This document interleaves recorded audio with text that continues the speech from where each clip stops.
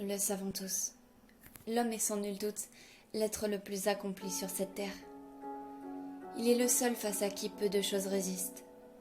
Il a réussi à façonner le monde de la manière qu'il voulait. Sa volonté n'a aucune limite. Il ne s'arrêtera pas tant qu'il n'a pas obtenu ce qu'il cherche.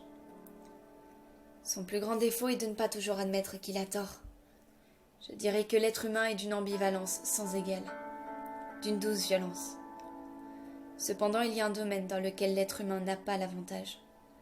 C'est l'amour. Nous pensons souvent que nous ne sommes pas amoureux, alors que, sans même le savoir, nous sommes déjà dans les sables mouvants, à la volonté de ce que décideront de faire nos propres sentiments. À ce jeu-là, malheureusement, nous avons déjà perdu. L'amour est un couteau avec lequel il ne faut pas jouer. Sa lame est fine et tranchante. C'est si vite arrivé de se blesser ou de blesser l'autre. Mais à mes yeux, la plus grande blessure a été et restera les amours impossibles. Parce que quand la réalité vous rattrape, et que la vérité qui en ressort est trop blessante, que faut-il faire? Abandonner les espoirs qu'un jour peut-être la chance sera apportée de main, ou bien y renoncer pour cause de fatalité? J'ai déjà vécu des histoires d'amour impossibles, et pour tout vous dire, malgré tous ces échecs, je n'ai toujours aucune réponse face à ces questions.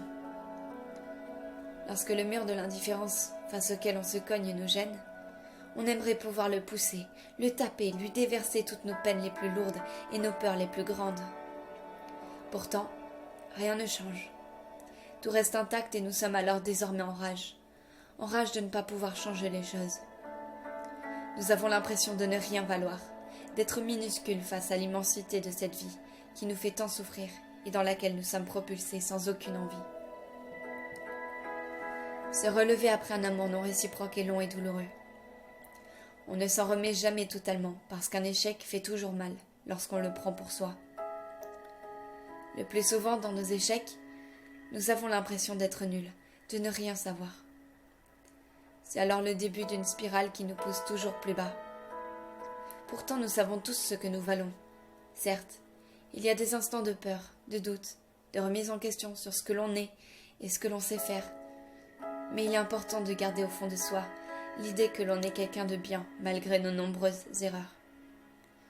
À mon avis, savoir pardonner est la plus belle manière de prouver au reste du monde la noblesse de son entière humanité.